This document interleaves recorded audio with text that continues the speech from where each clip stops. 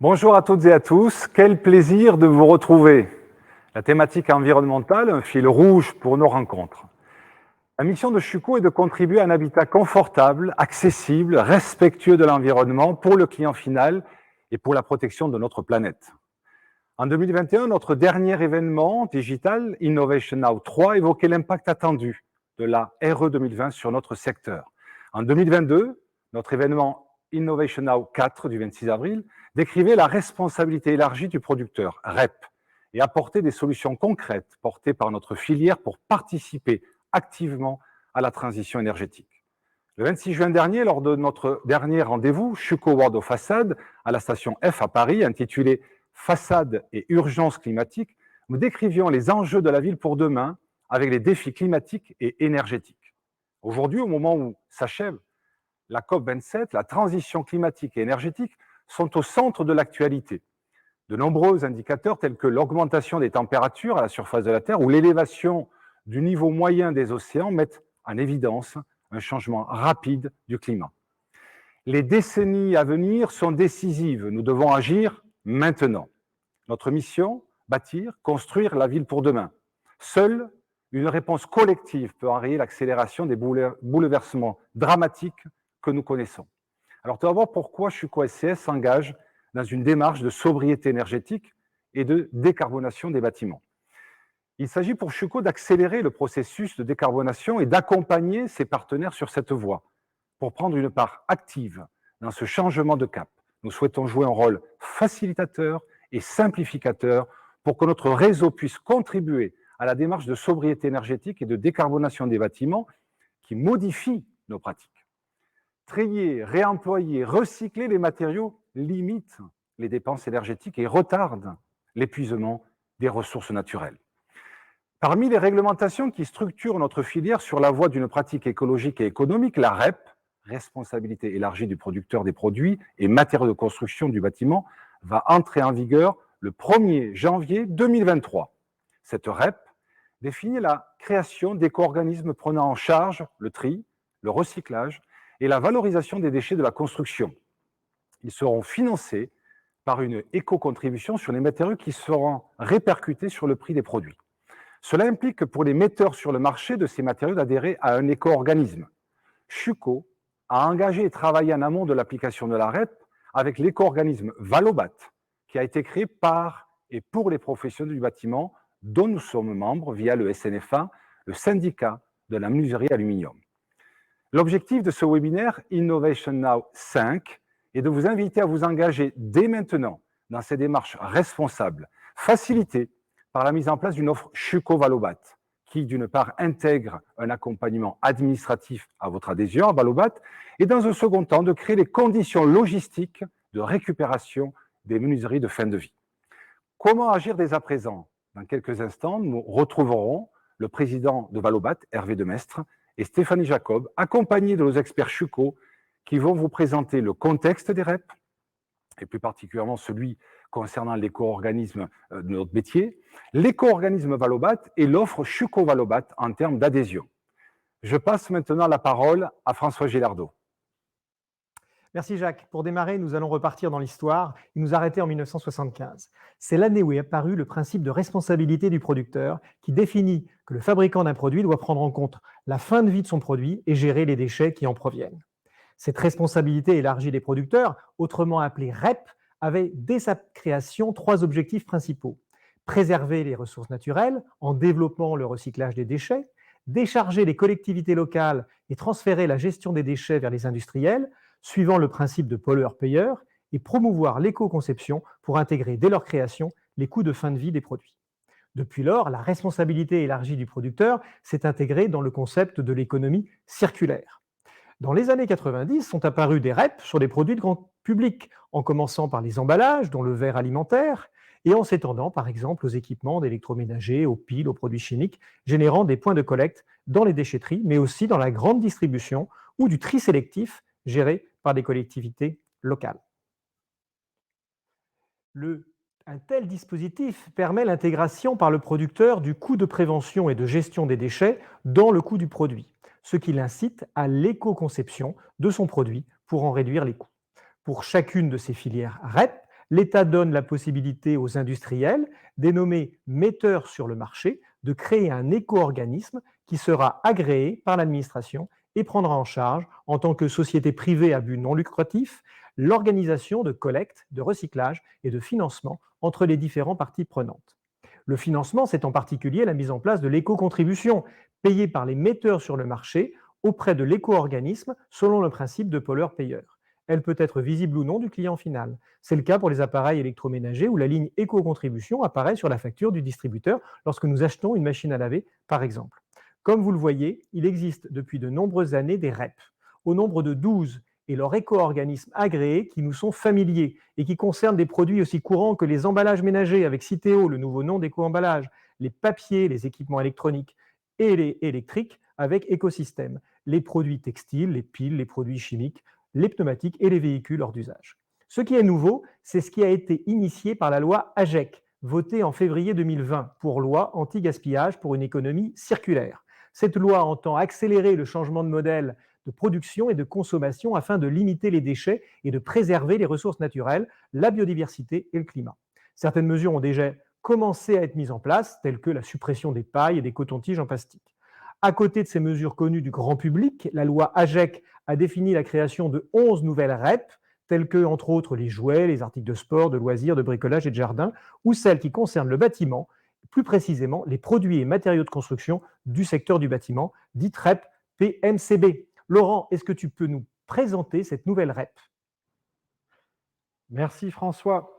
Détaillons à présent la REP bâtiment ou PMCB pour produits et matériaux de construction du bâtiment. Tout d'abord, pourquoi une REP pour la filière du bâtiment? L'enjeu de la REP PMCB est de permettre le développement progressif du réemploi, de la collecte, du tri et de la valorisation des déchets du bâtiment. Les moyens déployés sont multiples, la reprise gratuite des déchets triés, le développement du maillage des points de collecte sur le territoire, la traçabilité des flux de déchets et l'étude des freins au recyclage de certains produits. Avec l'arrivée de la REP, il est demandé aux metteurs sur le marché de produits du bâtiment d'assumer la responsabilité de la fin de vie de ces produits. Alors, quel est le mécanisme de cette nouvelle REP? Pour simplifier la mise en conformité des metteurs sur le marché, cette nouvelle responsabilité qui leur incombe est transférée à un éco-organisme agréé par les pouvoirs publics. Ce dernier prend donc en charge la responsabilité du metteur sur le marché de produits du bâtiment. En contrepartie, les metteurs sur le marché devront verser une éco-contribution à cet éco-organisme sur chacun des produits qu'ils vendent. Celle-ci servira à financer la fin de vie des produits ainsi que l'organisation des filières de recyclage. Alors, quels sont les produits concernés par la REP? Eh bien, ce sont tous les produits qui sont destinés à être incorporés de manière durable dans un bâtiment. Pour Schuco, les produits concernés sont toutes les menuiseries intérieures et extérieures, fenêtres, baies vitrées coulissantes, portes, façades, garde-corps, vérandas, quel que soit le matériau, aluminium ou PVC. Nous venons de rappeler les enjeux, les mécanismes et les produits concernés par la REP. Précisons à présent qui sont les metteurs sur le marché assujettis à la REP et qui ont l'obligation de déclarer les produits qu'ils mettent sur le marché. Eh bien, ce sont tous les professionnels qui fabriquent ou font fabriquer des menuiseries. Ces menuiseries sont soit vendues et installées directement, soit commercialisées via la distribution. Elles sont destinées à un client final ou un artisan pour des travaux en neuf ou en rénovation sur le territoire national. Au regard de cette définition de la REP, les menuisiers fabricants installateurs Schuco sont bien considérés comme des producteurs metteurs sur le marché. Comment concrètement va se passer la reprise des déchets? L'objectif est le développement de points de collecte pour qu'un détenteur de déchets n'ait pas plus de 10 à 20 km à parcourir pour bénéficier de leur reprise gratuite. L'éco-organisme va soutenir la création de centaines de points d'apport volontaires, déchetteries privées ou publiques, pour fournir un service de proximité et contribuer à la lutte contre les dépôts sauvages. Enfin, pour ceux d'entre vous qui génèrent des volumes importants de déchets, vous pourrez vous inscrire dans le dispositif de collecte en massifiant sur votre site des déchets qui seront repris par l'éco-organisme dans les mêmes conditions. Vous êtes soumis à la REP, mais vous allez également en bénéficier, puisque les déchets de chantier triés seront repris gratuitement dans les différents points de collecte. À ce titre, Les déchets de menuiserie sont spécifiques du fait de la présence de verre qui ne peut pas être repris s'il est brisé. Cela implique donc, et c'est nouveau, une collecte de menuiserie intègre, c'est-à-dire avec un vitrage non cassé. Précisons également que seuls les déchets de chantier issus de la pose et de la dépose seront repris sans frais. Autrement dit, les chutes de fabrication générées dans vos ateliers ne sont pas directement concernées par la REP. Nous venons de parcourir les grandes lignes de la REP PMCB. Je repasse à nouveau la parole à François Gilardot qui va nous expliquer pourquoi Chuco a choisi Valobat comme éco-organisme partenaire. Merci Laurent, tu nous as présenté la nouvelle REP produits et matériaux de construction du secteur du bâtiment. En tant que membre du SNFA, le syndicat de la menuiserie aluminium, Chuco se devait de mettre en place un partenariat avec le nouvel éco-organisme Valobat, créé à l'occasion de la mise en place de cette REP, et dont le SNFA est un des membres fondateurs. Ce partenariat, appelé Offre Chuco Valobat, s'articule autour de deux axes. Le premier concerne l'adhésion à Valobat, dont les mécanismes vont vous être présentés aujourd'hui. Le second portera sur les conditions logistiques de récupération des menuiseries de fin de vie et vous sera présenté ultérieurement. Hervé Demestre, vous êtes le président de Valobat. Pouvez-vous nous présenter votre éco-organisme ? Oui, merci François. Et puis merci Jacques et merci beaucoup à Chuco de nous accueillir ce matin. Alors je me présente, je suis Hervé Demestre, je préside l'éco-organisme Valobat. Un éco-organisme, comme ça vous a été dit, c'est une société privée à but non lucratif. Nous avons une mission d'intérêt général, la gestion des déchets du bâtiment. Depuis le 10 octobre dernier, Valobat a reçu la bonne nouvelle de son agrément par les pouvoirs publics sur cette REP des produits et matériaux de construction et du bâtiment, et nous sommes agréés sur l'ensemble des catégories des produits du bâtiment, ce qui inclut bien entendu les menuiseries. Donc depuis cette date, vous pouvez adhérer à Valobat et ainsi remplir votre obligation réglementaire et vous préparer concrètement à l'arrivée de cette nouvelle réglementation. Alors, qui est Valobat ? La meilleure manière de nous présenter, de présenter Valobat, c'est de parler des actionnaires. Les actionnaires, ce sont des industriels, des distributeurs et des syndicats professionnels qui sont à l'origine de notre création. Valobat est né en effet à l'été 2021, il y a un peu plus d'un an, d'une initiative portée initialement par 26 actionnaires qui étaient des leaders dans la fabrication et la distribution de ces produits et matériaux de construction du bâtiment. Ils sont aujourd'hui 48 actionnaires et ils se sont donnés pour ligne directrice de construire au travers de Valobat un éco-organisme qui soit représentatif de la diversité des professionnels assujettis au dispositif. Représentativité tant en termes de secteur, toutes les familles de produits sont représentées, que de taille et de typologie d'émetteurs sur le marché. En effet, nous retrouvons aussi bien des grands groupes, des majors internationaux, français, qu'une kyrielle de petites et moyennes entreprises au travers de l'implication de syndicats professionnels qui sont à la gouvernance de Valobat. Ainsi, l'univers de la menuiserie est particulièrement très largement représenté, grâce notamment à la montée au capital de l'UFME et du SNFA, dont Chuco est l'un des adhérents et qui pilote un certain nombre d'instances de la gouvernance. Alors, cette gouvernance de Valobat, elle est organisée autour de 9 comités de secteur, dont un est spécialement dédié aux menuiseries. Et c'est dans ces comités de secteur, ce sont ces comités de secteur qui sont la cellule d'animation de nos travaux et qui nous apportent, avec le soutien de nos adhérents, une expertise sur les produits et les matériaux du bâtiment.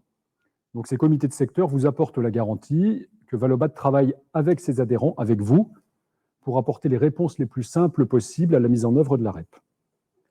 Valobat s'engage ainsi au plus près de vos problématiques. Comme vous l'avez vu avec la liste de nos associés, Valobat, c'est l'éco-organisme créé par les acteurs du bâtiment pour les acteurs du bâtiment, quel qu'en soit le secteur, la typologie, la taille des entreprises. Donc, nous agirons pour vous proposer des solutions qui soient concrètes et opérationnelles pour la mise en œuvre de cette REP, que ce soit pour vous faciliter la déclaration de vos mises sur le marché ou pour vous faciliter la reprise dans des bonnes conditions des déchets de chantier. Valobat met également au cœur de son organisation la co-construction de la filière avec les professionnels du secteur. Nos comités de secteur travaillent avec vous, aussi avec vos organisations professionnelles, pour construire une filière efficace techniquement, efficace écologiquement et efficace économiquement. Chez Valobat, les acteurs du bâtiment, ce sont nos adhérents et ils sont au cœur des propositions et des décisions. Voilà. Et enfin, nous sommes persuadés que la mise en œuvre de cette filière REP doit vous apporter une valeur ajoutée. Une valeur ajoutée dans le développement de votre stratégie environnementale, et ainsi, vous aurez à votre disposition, nous mettrons à votre disposition des kits de communication pour valoriser votre engagement environnemental auprès de vos partenaires, de vos clients, et nous mettrons également à votre disposition des outils d'accompagnement sur tous les sujets actuels du bâtiment, par exemple l'Aéro 2020, la raréfaction des ressources, etc., et d'autres outils que nous pourrons développer ensemble avec vous. Notre partenariat avec Schuco, l'offre Schuco Valobat, elle est également là pour vous aider de façon concrète dans votre activité de tous les jours à avancer pour que le bâtiment devienne de plus en plus circulaire. Je vais maintenant passer la parole à Stéphanie Jacob qui va rentrer dans le détail des modalités d'adhésion. Merci Hervé. Pour remplir votre obligation réglementaire et rejoindre Valobat, rien de plus simple. Il vous suffit de signer le contrat d'adhésion directement sur notre site internet valobat.fr. Sur la page d'accueil, cliquez sur le bouton « Adhérer à Valobat » et laissez-vous guider. Si vous souhaitez consulter le contrat en amont, il est disponible également sur notre site en cliquant sur l'onglet « Guide de l'adhérent », puis « Adhésion, déclaration, facturation ». Dans les quelques jours qui suivent la signature du contrat, vous recevrez un identifiant unique à intégrer à vos conditions générales de vente et sur votre site internet. C'est la preuve que vous êtes bien en conformité réglementaire. Durant le premier trimestre 2023, vous n'aurez plus qu'à déclarer les produits que vous avez mis sur le marché en 2022. Vous ne payez rien sur vos produits mis en marché en 2022. Cette déclaration nous sert uniquement de base pour vous envoyer les acomptes de facturation trimestriels. Au premier trimestre 2024, lors de la déclaration des mises sur le marché 2023, vous recevrez une facture de régularisation entre votre déclaration et le réel effectué. L'interface de simulation et de déclaration sont identiques et vous pouvez en voir un extrait à côté de moi. Vous n'avez qu'à cliquer sur « Nouvelle ligne », choisir la ligne du barème via notre moteur de recherche, saisir la quantité et valider. Vous réitérez cette opération pour toutes les lignes de barème qui vous concernent. Vous pouvez ensuite exporter votre simulation et la réimporter dans votre espace de déclaration qui fonctionne de la même façon. Stéphane Billot vous présentera par la suite notre offre Schuco Valobat pour mettre en œuvre et faciliter cette déclaration. Dernière étape, à chaque fin de trimestre, vous recevrez une facture d'acompte de l'éco-contribution. Au premier trimestre 2024, suite à votre déclaration, vous recevrez une facture de régularisation. Et voilà, vous êtes en règle vis-à-vis de la réglementation. Bienvenue chez Valobat. Je passe maintenant la parole à Stéphane Billot qui va vous décrire l'offre Schuco Valobat pour vous accompagner pour votre première déclaration. Merci Stéphanie de nous avoir rappelé les modalités d'adhésion à l'éco-organisme Valobat. En tant que metteur sur le marché, vous allez devoir déclarer, courant du premier trimestre 2023, l'ensemble des menuiseries Schuco que vous avez fabriquées et vendues au cours de l'année 2022. Afin de faciliter cette déclaration, l'offre Schuco Valobat va vous fournir une estimation des quantités de menuiserie que vous devrez déclarer par code produit sur le site Valobat. Cette estimation sera calculée sur la base de l'intégralité de vos consommations annuelles 2022 en profil aluminium et accessoires Schuco. Pour nous permettre de communiquer cette estimation, nous avons défini les étapes suivantes. Premièrement, vous procédez à votre adhésion sur le site Valobat, tel que Stéphanie vous l'a présenté précédemment. À l'issue de cette inscription, vous recevrez automatiquement votre numéro unique d'adhérent Valobat. Ensuite, vous pourrez communiquer ce numéro d'adhérent Valobat à Schuco. Deux moyens pour le faire. Soit en remplissant un formulaire en ligne que nous allons vous faire parvenir prochainement, soit en flashant le QR code représenté ci-dessous qui sera intégré sur vos prochains documents Schuco et qui vous dirigera vers ce formulaire. Ainsi, nous serons en mesure de procéder au calcul pour vous faire parvenir l'estimation des quantités de menuiserie Schuco à déclarer pour 2022.